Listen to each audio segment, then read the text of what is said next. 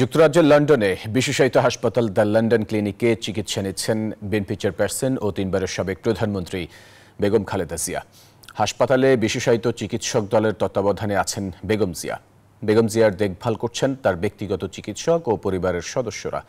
তার বড় ছেলে তারেক রহমান শুক্রবার মায়ের জন্য নিজ বাসা থেকে খাবার নিয়ে আসেন হাসপাতালে। সঙ্গে ছিলেন তার স্ত্রী জুবাইদা রহমান। এক ভিডিওতে দেখা যায় বিএনপির ভারপ্রাপ্ত চেয়ারম্যান তারেক রহমান মায়ের জন্য হটপটে খাবার নিয়ে যাচ্ছেন।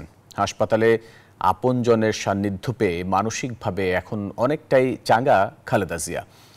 গত বুধবার লন্ডনে পৌঁছানোর পর থেকেই লন্ডন ক্লিনিকে ভর্তি আছেন খালেদা জিয়া। চিকিৎসা নিচ্ছেন ডক্টর প্যাট্রিক কেনেডির অধীনে। চলছে নানান স্বাস্থ্য পরীক্ষা।